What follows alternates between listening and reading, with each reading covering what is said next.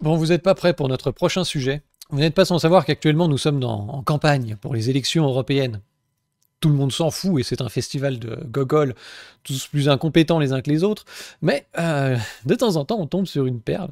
Ça va être le sujet que l'on va aborder aujourd'hui. Je vous présente Shannon Seban. C'est une militante, elle est en position 25 sur la liste Besoin d'Europe.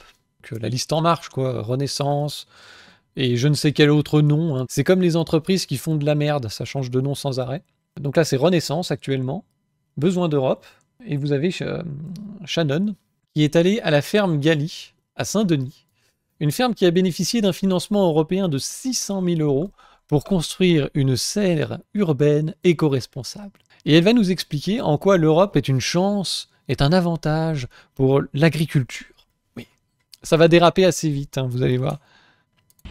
Éducation, santé, logement, environnement, mais aussi agriculture. Oui, l'Union européenne agit concrètement pour améliorer notre quotidien, pour soutenir notre agriculture, mais aussi nos agriculteurs de demain, même en Seine-Saint-Denis qui est pourtant connu pour être un département particulièrement urbain. Vous en doutez? Eh bien, on vous en parle tout de suite dans ce... Nous sommes aujourd'hui... Alors, je précise que je n'ai touché à rien. La vidéo est montée avec le cul. Mais à un point que vous n'avez pas idée. Je pense que tout ça a été fait par... oui, je vais avoir un problème de droit d'auteur en plus, très probablement, parce qu'à mon avis, ils n'ont pas les droits. Mais je pense que tout ça a été fait par un cabinet de conseil avec des gens surpayés. Tout ça a été fait avec une IA automatique ou je sais pas quoi. C'est nul. Voilà. Au niveau technique, c'est une catastrophe. Faut pas publier ça. Faut arrêter. Vous allez voir, à la fin, c'est pire. Ça sautille de temps en temps. Il y a des glitches. Bon. Donc on va rentrer dans le dur du sujet. Évidemment, il est toujours bon de rappeler que la France est un contributeur net de l'Union européenne, et donc que chaque euro qu'on dépense dans l'Europe nous coûte à peu près 1,50 €, je crois. Hein, on dépense je crois que c'est même 26 milliards maintenant pour en récupérer une quinzaine. On perd 10 ou 12 milliards, ça dépend des années. Mais depuis le Brexit, l'Angleterre étant un pays qui était contributeur, on se retrouve à devoir payer plus. Bref. Donc non, l'Europe ne soutient que dalle, ou en tout cas elle le fait avec notre argent. On va voir un petit peu de quoi il s'agit. Aujourd'hui à Saint-Denis, dans l'est du département de la Seine-Saint-Denis et plus précisément dans la ferme Gailly. La ferme Gailly a inauguré en juillet 2022 une nouvelle serre urbaine éco-responsable de près de 360 mètres carrés sur son toit. C'est ainsi près de 2 tonnes de tomates par an qui pourront être produites et qui seront vendues localement aux habitants grâce à la récupération de la déperdition de chaleur du bâtiment. Ok, cette phrase ne veut rien dire. Vendre des tomates localement grâce à la déperdition de chaleur de machin, on va juste faire un petit bond ici, en fait, sur la Commission européenne représentation de la France, qui présente en fait ce projet de subvention européenne, et en fait on retrouve cette phrase ici. La serre produira 2 tonnes de tomates par an, vendues, enfin, virgule, vendues localement aux habitants du quartier, virgule, grâce à la récupération de la déperdition de chaleur du bâtiment. Donc c'est produit grâce à la récupération de chaleur. C'est mal formulé, ça a été pompé par quelqu'un de son équipe, et comme c'est dit sans les virgules, ça ne veut plus rien dire. Donc, sur le plan technique, il n'y a rien qui va, quoi. Allez, on continue. Cette nouvelle serre urbaine éco-responsable n'aurait pas pu voir le jour sans l'aide de l'Union européenne. En effet, elle a bénéficié de financements européens à hauteur de près de 600 000 euros, soit près de 60% du coût total du projet grâce au programme Interreg. Un programme qui vise à promouvoir la coopération entre les régions européennes et à aider justement au développement de solutions communes sur les sujets environnementaux notamment. Alors, il y a Interreg, machin, oui, mais il y a aussi la région Île-de-France, là. Hein. On va en parler, parce que tout ça est bourré de subventions, ras la gueule. On va voir. Alors justement, Yvonne, toi qui habites à Saint-Denis, qu'est-ce que tu penses de ce nouveau projet de serre urbaine éco-responsable ? Quel moment d'acteur formidable. Décernez-lui la palme. Alors, je trouve que c'est un très beau projet, un projet unique dans un département très urbanisé comme la Seine-Saint-Denis. D'avoir des projets donc avec des serres qui produisent et des terres de qualité. En fait, ce sont des sols de qualité qui produisent des produits de qualité auprès desquels les habitants du quartier, des communes voisines peuvent venir faire leur courses directement. Comme vous le voyez, pour soutenir notre agriculture dans l'année prochaine, plus que jamais, on compte sur vous. Besoin d'Europe.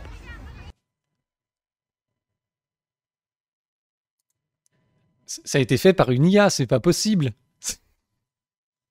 Oui, il y a un problème de mixage, il y a un problème à un moment où apparaît et disparaît en fonction des frames. Il y a un décalage, là. Fallait mettre la musique à la fin, pas quand elle parle. Et vous vous rendez compte, ce stagiaire du CM2 a voulu saboter Macron. Là, c'est même pas une question d'incompétence, c'est que tu vois vraiment qu'ils en avaient rien à foutre de ce qu'ils étaient en train de faire. C'est même pas un problème de conscience professionnelle, on est à la limite effectivement du sabotage. Il faut pas publier ça comme ça, hein. Non, faut se respecter. C'est pas un bug de Twitch, c'est le truc qui est vraiment fait comme ça. Et ils ont probablement payé dans le cadre de la campagne pour ce truc, et ils seront remboursés puisqu'ils vont quand même dépasser les 5%. Alors par contre, cette dame-là qui est allée vanter ce formidable projet est en position 25 sur la liste. Elle a très peu de chances d'être élue. Alors, de quoi il s'agit? Donc quand même 600 000 € pour 2 tonnes de tomates.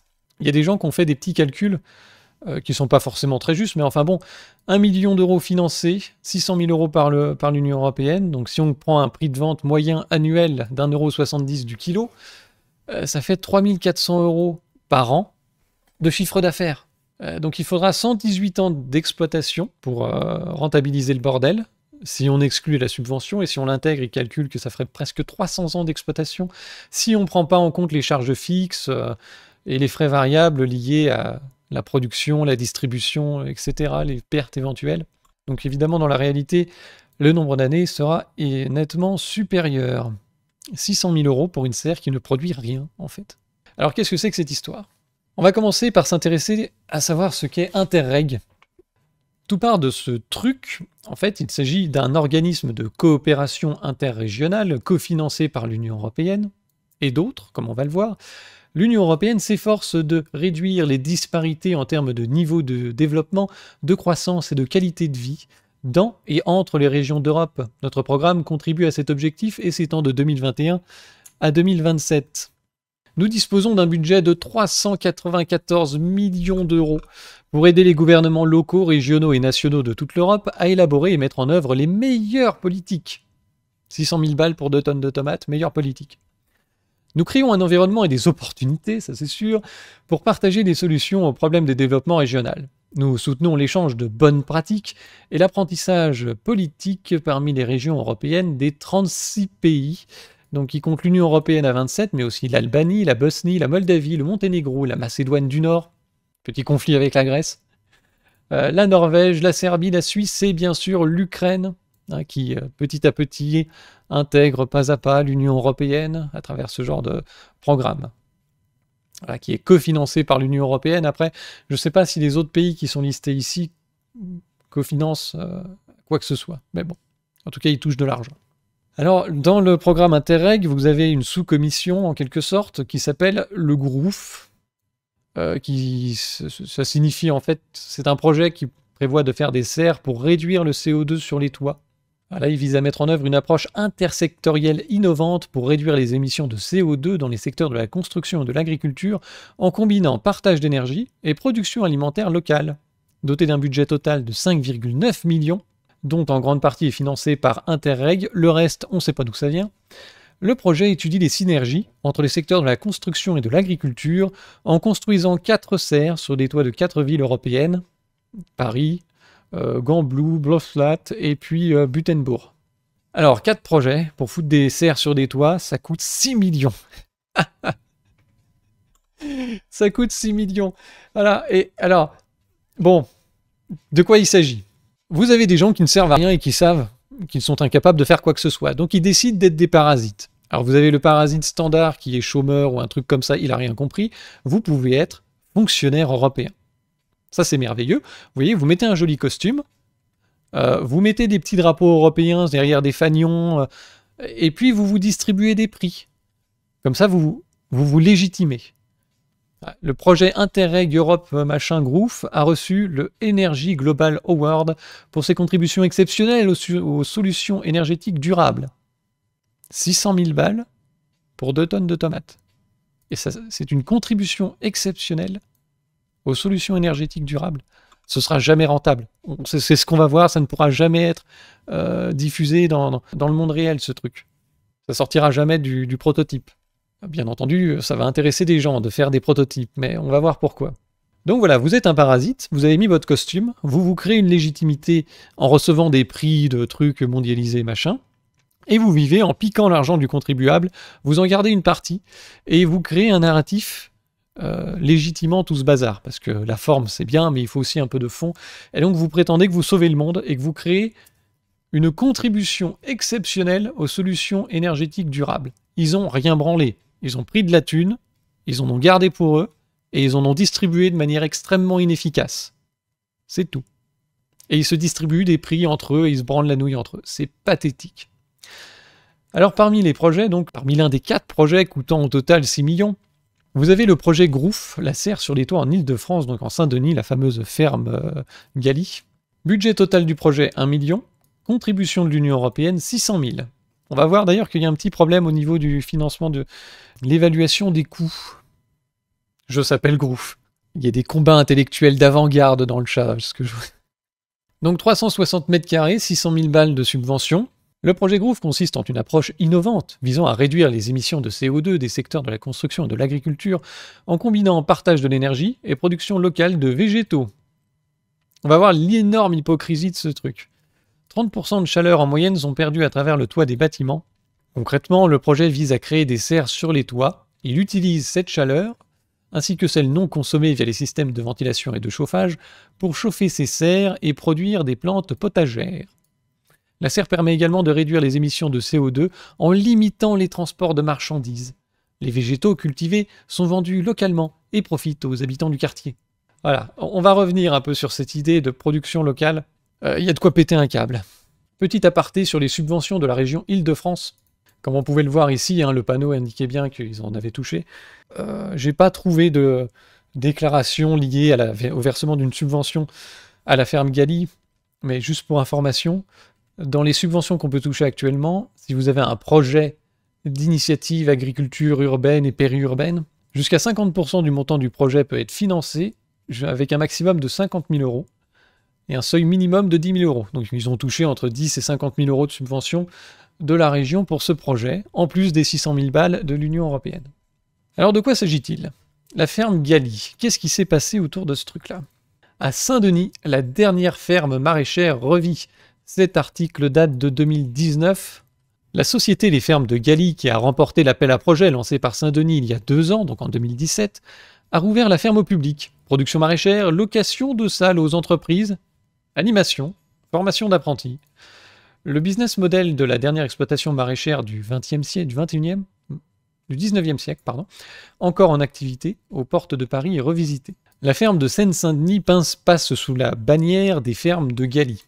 C'est la dernière exploitation maraîchère du 19e, encore en activité aux portes de Paris, mais l'avenir de cet espace agricole iconoclaste situé sur une ancienne dépendance de l'abbaye de Saint-Denis, entre plusieurs barres d'immeubles et à 500 mètres du métro, était en suspens. Exploitée pendant près d'un siècle par la famille Kersantais qui en louait les terrains, la ferme produisait dans les années 70 jusqu'à 500 000 salades par an et employait plus de 40 personnes. Menacée de disparition par divers projets immobiliers, elle a été rachetée par la municipalité en 1983. Mais il y a 2 ans, René Kersantais, devenu septuagénaire, a cessé son activité. La mairie de Saint-Denis a lancé un appel à projet pour relancer ses 3,7 hectares de champs. Alors combien ça fait un hectare déjà, Bruno? Ça fait 10 000 mètres carrés, donc là on a 37 000 mètres carrés. Ce qui est assez grand et permet effectivement de faire un joli projet immobilier. Alors 2 projets ont été retenus. Celui de 7 000 m² du collectif artistique Parti Poétique mêlant permaculture et événements culturels. Tu sens que là ça fume des joints. Et puis il y a celui un peu plus sérieux, n'est-ce pas, sur 3 hectares de la société de ferme de Galie, qui a signé un bail agricole de 25 ans et bénéficie d'une franchise de loyer. Donc ils ont eu les 3/4 du terrain, gratuit.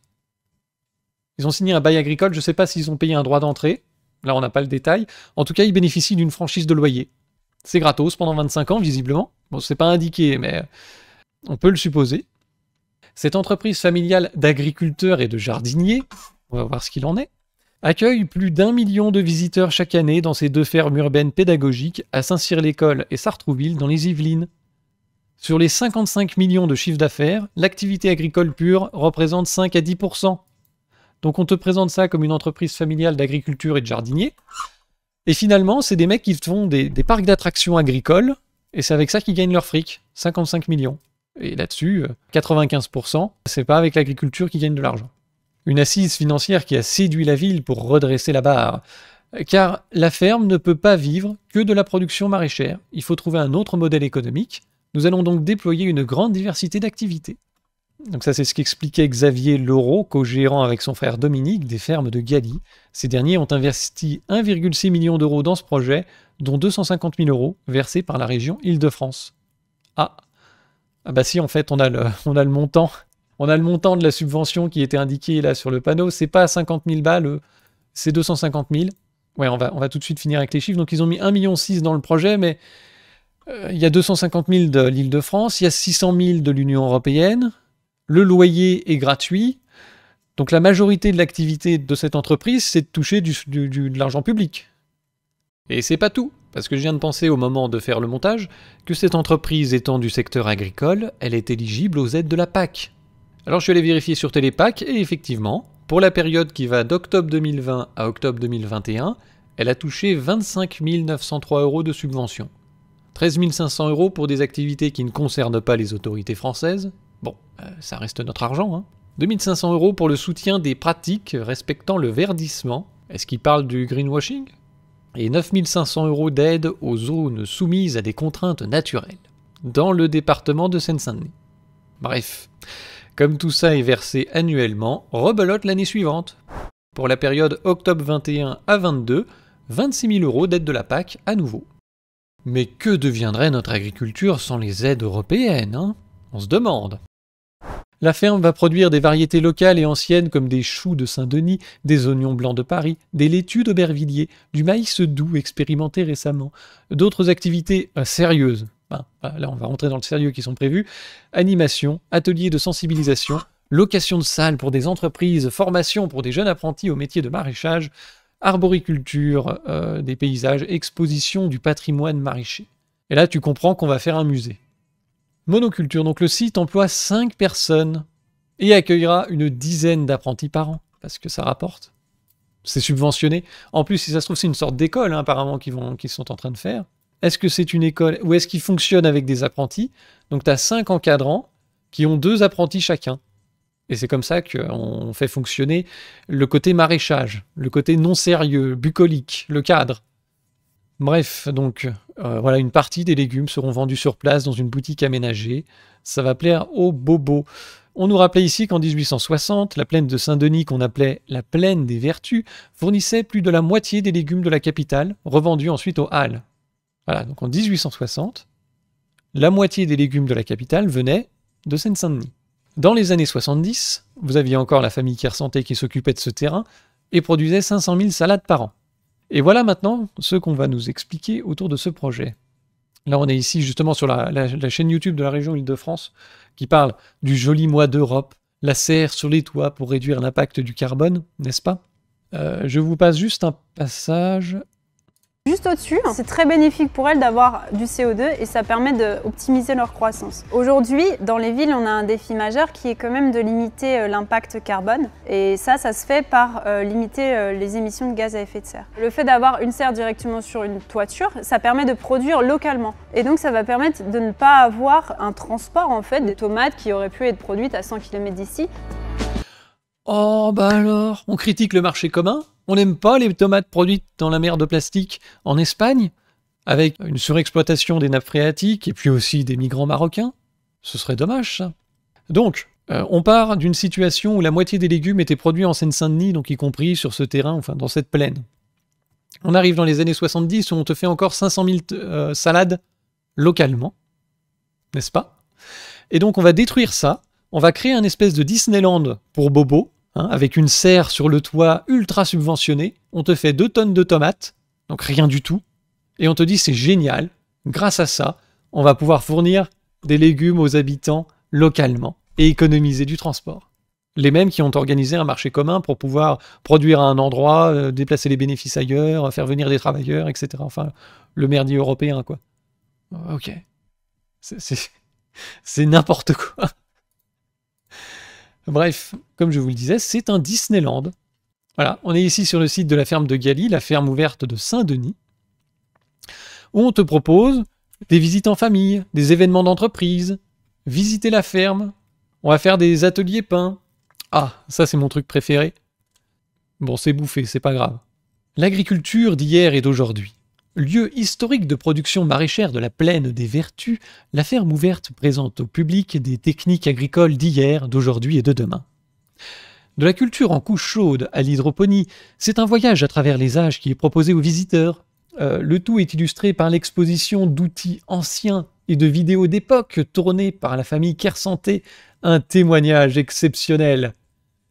C'est une muséification de l'agriculture. On se transforme ça en parc d'attractions pour bobos. On va pouvoir rencontrer les animaux. Un contact privilégié avec les animaux de la ferme, éveiller le sens des petits et des grands.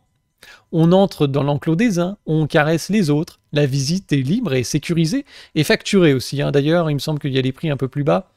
4,50 € pour les enfants, 5,10 € pour les adultes. Quand tu es en ville, de ne pas marcher sur du bitume, ça devient cher. Atelier pain, voilà, on te présente moutons, poules, chèvres, comme si c'était des attractions. Tu vas pouvoir aller les papouiller. Et puis, mon truc préféré, les événements d'entreprise. Là, on rentre dans le monde des zinzins. Un cadre naturel et vert unique pour les événements d'entreprise en région parisienne. C'est un Disneyland pour bobos. Donc tu peux louer des espaces, tu peux faire des ateliers, et puis, il y a des formules. Oh putain, il y a des formules. Il y a des formules pour organiser votre événement d'entreprise sur mesure. Séminaire, team building, conférence, lancement de produits. Donc non, on n'est pas là pour cultiver des patates et des tomates, vous avez bien compris. On va s'assurer que vous passiez un moment qui corresponde à vos attentes. Nous vous proposons 3 formules pour organiser vos événements d'entreprise. Que vous souhaitiez passer dans notre ferme ouverte une journée studieuse, renforcer la cohésion et le lien entre vos collaborateurs, ou célébrer ensemble une réussite de votre organisation, nous vous accompagnons pour créer votre événement d'entreprise. Nous vous proposons du team building autour des activités de la ferme, soins aux animaux, cueillette dans les champs, ateliers jardinage. Voilà, on va essayer de recréer un semblant d'humanité auprès des cadres sociopathes. Et puis, nous pouvons aussi proposer une programmation sur mesure pour vous proposer des animations en lien avec vos valeurs et vos engagements RSE. C'est un vaste programme de greenwashing. Voilà, le label RSE, la responsabilité sociale des entreprises. On va faire 2-3 conneries. Par exemple, faire un séminaire à la ferme, par exemple, mettre une serre sur le toit et prétendre que l'entreprise se soucie de sa responsabilité sociale et économique et qu'elle est engagée dans le développement durable, ce qui donnera droit à un label et ensuite à des subventions. Bref, et puis on peut comme ça mentir à ses clients, à ses employés, à soi-même aussi un petit peu, pour prétendre que l'entreprise dans laquelle on travaille se soucie de l'environnement et que malgré quelques désagréments dans l'activité quotidienne, elle investit une partie de son argent pour corriger le tort, essayer de réduire son impact carbone ou ce genre de conneries. La restauration, cuisine de saison. Nous travaillons exclusivement avec des traiteurs locaux, produisant avec des produits de saison. Ah, les produits ne sont pas locaux. Dans la ferme de Galie, après avoir mis 600 000 balles pour faire une serre à tomates, quand il s'agit de la restauration et de nourrir correctement les gens qui viendront pour les événements d'entreprise, là, tout d'un coup, ce sont des produits fermiers, mais juste de saison. C'est pas local. Cuisine maison, gourmande, généreuse, pour accompagner vos événements. Il y a un problème de mots là, vous le voyez pas, mais bon, bref. Au long de la journée, du petit déjeuner au cocktail dînatoire. Ça y est, j'ai envie de me flinguer. Emotional damage. Donc, ils vendent les produits de la ferme dans la petite boutique, pour faire plaisir aux bobos, mais dans la restauration, non, on ne produit pas assez. On n'est pas là pour nourrir les gens, on est là pour les amuser. Et tout le côté ferme est en fait un habillage, c'est du bucolique. C'est des ateliers, c'est du caressage d'animaux, c'est pas du tout de la production de nourriture. C'est un Disneyland pour bobos, qui vont aller s'encanailler à la ferme le temps d'un week-end. Alors cette ferme a donc été innovée, donc ça s'est présenté par les Échos. C'est un article absolument catastrophique au niveau des chiffres, comme on va le voir. Il y a vraiment des soucis. Les Échos présentent ça comme une innovation pour diminuer sa facture de gaz. Financée à 60% par des fonds européens, l'installation d'une serre sur le toit de la ferme ouverte de Saint-Denis doit permettre de réduire d'au moins 30% sa consommation de gaz. Donc ils ont fait ce hall où ils font les séminaires, réceptions d'entreprises et compagnie. Ils ont mis la serre au-dessus. Apparemment, le tout a coûté 1 million, puisque c'est ce qui est indiqué ici. 1 million pour ce bâtiment, dont l'Union européenne a payé 600 000 balles. Ok, d'accord. Des tomates pour faire baisser la facture énergétique, paraît-il. Et la serre est censée créer une bulle isolante sur le toit de la ferme, récupérant en partie la chaleur du rez-de-chaussée. Le système permettra une culture de quelques 2 tonnes de tomates, cœur de bœuf et andines chaque année. Génial, c'est absolument génial. Où est-ce que c'était indiqué? Ah bah tiens, on tombe justement là-dessus. Zoom sur la halle, un lieu respectueux de l'environnement. Sur leur site, ils ont un discours un petit peu différent. Dans le cadre du projet GROUF, dont l'objectif est de réduire l'impact carbone, les fermes de Galie portent un projet de serre pilote pour la France. Ce sont les héros. Ils sont à la pointe de la technologie et de l'innovation française. Une serre urbaine de 360 mètres carrés. La serre produit entre 7 et 20 tonnes de produits frais commercialisés localement. On ajoute que la serre a été conçue par le cabinet d'architectes Anne Locaton et Jean-Philippe Vassal, lauréat du prix Pritzker. Vous savez prononcer ce truc, vous? Bon. Et tout ça a été aussi fait par Gaëtan Redelsperger, concepteur de la serre. Ah, on commence à comprendre où est-ce que l'argent est allé. C'est pas dans les 2 tonnes de tomates, l'objectif. Donc, partout, on te dit c'est pour faire 2 tonnes, et sur leur site, ils disent non, on est entre 7 et 20. Ok.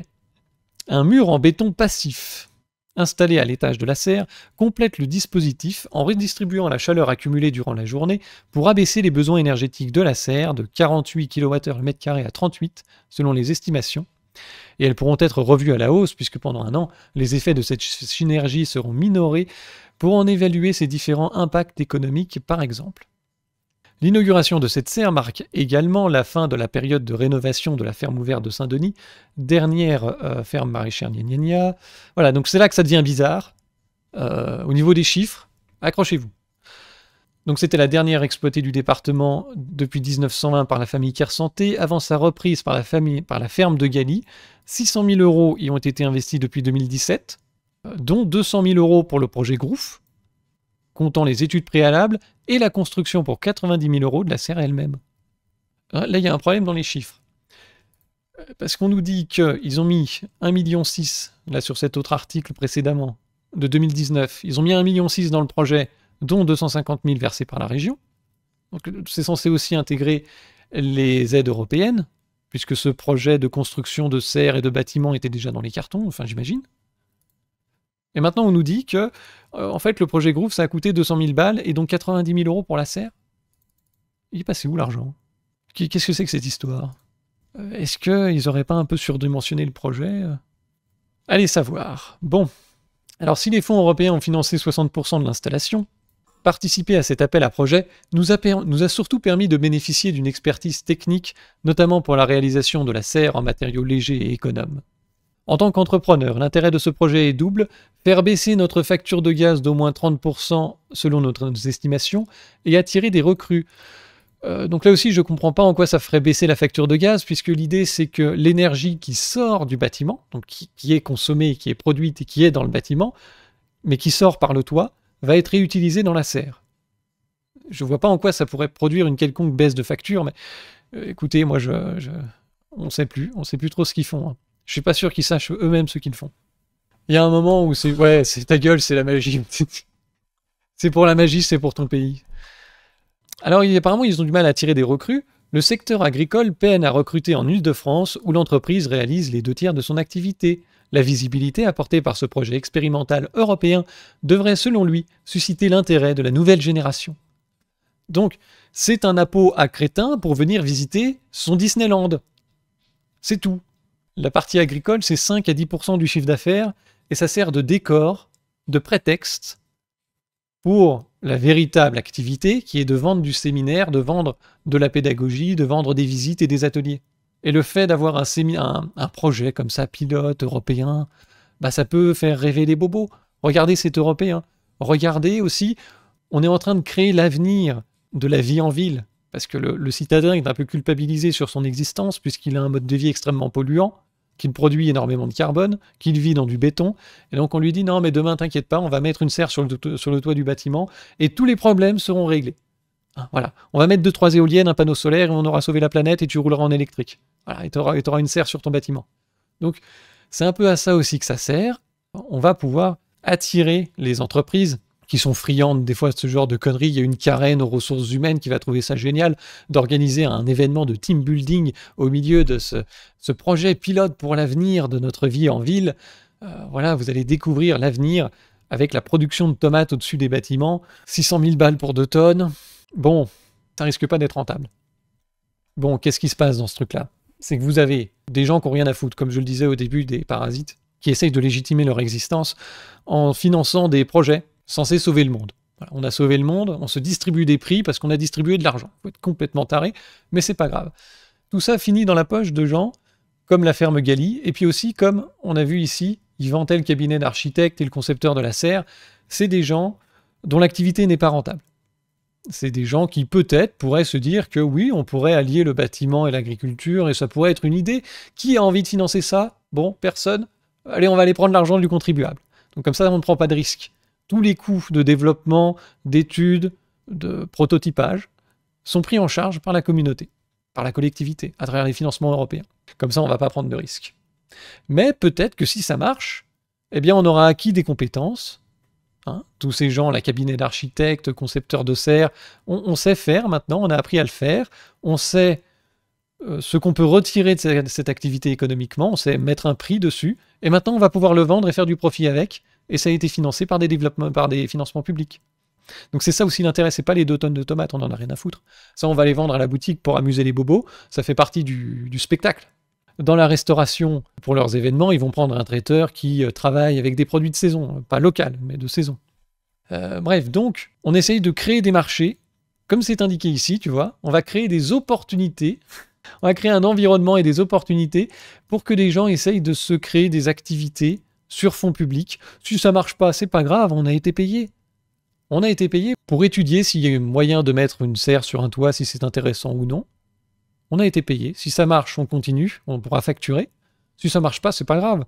On souscrira à d'autres projets qui seront financés par l'Union européenne et des gens qui se déverseront à nouveau un nouveau prix pour une contribution exceptionnelle aux solutions énergétiques durables. Et en attendant, la ferme Gali a eu sa petite attraction supplémentaire de projets pilotes européens qui vont pouvoir valoriser auprès des entreprises que ça peut intéresser.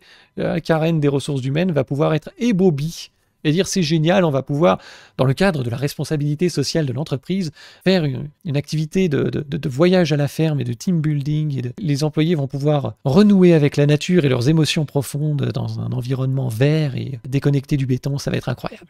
Et facturé. J'ai envie de crever! Voilà, et tout ça est noyé dans l'argent public, hein. C'est formidable. Et qu'est-ce qu'elle nous disait l'autre au début ? Éducation, santé, logement, environnement, mais aussi agriculture. Oui, l'Union européenne agit concrètement pour améliorer notre quotidien, pour soutenir notre agriculture, mais aussi nos agriculteurs de demain, même en Seine-Saint-Denis. On soutient les agriculteurs, on te met le plan sur les champs, les tracteurs, et puis en fait derrière tu as une société, la ferme de Gali, qui font de la visite, qui font de l'attraction, de l'animation socio-culturelle pour adultes. C'est la MJC, mais pour les cadres et à la ferme. Voilà. Et à côté de ça, c'est restaurant avec café, crêperie, magasin où ils vendent des produits très bien emballés, mais c'est pas eux qui les ont fabriqués. On te propose des cueillettes, hein, bien sûr, il faudra payer. Voilà. Et c'est juste en fait une entreprise qui muséifie l'agriculture, qui te propose une version fantasmée de la campagne à disposition des citadins. Et c'est un espèce de greenwashing complet. Et tout ça va capter des subventions sur le dos des agriculteurs, et en te promettant que tout ça va aboutir à une agriculture de demain. Non, pas à 600 000 balles les 2 tonnes de tomates. Alors on va faire un point un peu sur cette fameuse Shannon Seban, parce que Shannon, elle a quand même le parcours classique des gens qui s'amusent à couler le pays ces 40 dernières années. Alors c'est un peu le seul élément où j'ai trouvé des informations sur son parcours. Elle a participé à un podcast, Légende Ladies, je ne sais pas ce que c'est. Et il y a 2-3 éléments du coup, elle revient un peu sur son parcours. Donc on apprend qu'elle a fait l'école de commerce de Lyon, qu'elle a un master spécialisé en droit des affaires européennes à l'ENA, donc ce qui veut dire que si l'Union européenne dégage, son fonds de commerce disparaît. En 2017, elle rejoint le mouvement d'Emmanuel Macron et rencontre le directeur de campagne de l'époque lors des élections européennes. De fil en aiguille, j'aurais peut-être pas... C'est limite sexiste, hein. Moi j'aurais pas mis ça, parce que quand on sait ce qui se passe entre un fil et une aiguille, bon, on met pas ça, quoi. Alors elle intégrera quand même le cabinet ministériel à 24 ans, démarrant avec Olivier Véran. Ensuite, en septembre 2020, elle va au cabinet ministériel de l'économie et des finances, dirigé par Bruno Le Maire. Voilà, on commence à comprendre. Shannon nous parle des personnalités inspirantes qui ont jalonné son parcours, comme Jacques Attali, un de ses mentors et de ses rôles féminins après. Voilà, elle nous parle aussi de son expérience de campagne législative qu'elle a perdue en juin 2022, j'imagine, et l'apprentissage qu'elle en a tiré. J'ai écouté un petit peu, ça dure 54 minutes. Il y a des passages intéressants parce qu'en fait, tu vois que tout ça, c'est juste pour la carrière. Politiquement, elle en a rien à foutre. Elle est vide, comme tous les gens qui sont à En Marche, ils sont là pour le fric et pour la carrière et pour avoir un CV. Et c'est pour ça que tu la retrouves à raconter n'importe quoi devant la caméra. Elle n'a rien à proposer, elle n'a rien à dire. Quand elle a fait son échec à la campagne des législatives, elle a dit « Ah, mais ça doit être moi, j'ai mal fait ma campagne, j'ai pas eu la bonne stratégie. » C'est peut-être aussi que le projet politique pue la merde. Il y a peut-être ça aussi. Ou on peut aussi accepter que les électeurs n'ont pas les mêmes opinions que toi. Mais non, elle a raté son entretien d'embauche auprès des électeurs. Elle était là en train de dire « Oh, peut-être que j'aurais dû aller dans telle usine à tel moment. Pourquoi faire ?» C'est juste des éléments de carrière autour de la communication. Voilà. J'ai rien à dire, mais je vais quand même venir vous en parler et essayer d'avoir des postes. Et c'est comme ça que tu la retrouves ici, endimanchée, dans une ferme qui n'a rien d'une ferme, qui est juste un centre d'événements pour bobos, à te parler de subventions, dont visiblement elle n'a pas compris les enjeux et les échelles. 600 000 balles pour 2 tonnes de tomates. C'est censé te mettre la puce à l'oreille. Bon, c'est vrai qu'elle a fait un passage chez Bruno Le Maire, alors forcément, on perd un peu le sens des réalités, mais t'as juste des personnes qui n'ont plus rien à foutre de ce qu'ils disent. Elle vient te vendre l'Europe dans une ferme qui n'en est pas une. Faut être dingue. Faut être complètement à côté de ses pompes. Il n'y a pas un moment où elle se dit « Non, on va peut-être pas mettre ça en avant. Il y a peut-être des choses un peu plus efficaces, un peu plus concrètes. Hein, non, je vais venir et puis je vais aller dans cette ferme Gali, qui n'est pas une ferme, vanter l'agriculture. C'est n'importe quoi. École de commerce, l'ENA, cabinet ministériel, j'ai jamais travaillé de ma vie, je suis déconnecté de la réalité, et je suis juste une carriériste qui balance des éléments de langage sans réfléchir. Et j'en ai plus rien à foutre de la réalité. On a ici le prototype même d'une personne qui va couler le pays, comme les autres, ces 40 dernières années. On en produit des nouveaux, vous en faites pas, la relève est assurée. Donc elle va finir dans un ministère assez vite, hein, de fil en aiguille, n'est-ce pas? Mais c'est toujours formidable d'avoir des gens qui n'ont jamais travaillé, qui viennent te vanter un énorme gaspillage d'argent public, et s'imaginer que ça va être positif pour eux. Dans une vidéo mal montée, enfin, il n'y a rien qui va, quoi. Honnêtement, du peu qu'on a vu, elle se tient mieux qu'une Ségolène. Ouais, pas pire qu'AOC, je sais pas. Ouais. Bon, c'est le genre de personne où faut même pas l'embaucher, quoi. Mais même pour des activités normales, c'est comme Thierry Breton. Il touche un truc, pouf, ça se transforme en merde. Mais lui, par contre, il est parti avec la caisse. Hein. Je vous remercie d'avoir suivi ces magnifiques émissions en direct. Donc je vous encourage à aller faire un tour sur la boutique. N'hésitez pas aussi à vous abonner à la chaîne, à vous abonner sur Twitch. Les directs sont complètement inopinés, comme d'habitude. Vous pouvez aussi faire un tour sur Tipeee pour soutenir mon merveilleux travail. Et puis sur YouTube, je vous donne rendez-vous à bientôt pour toujours plus de singerie.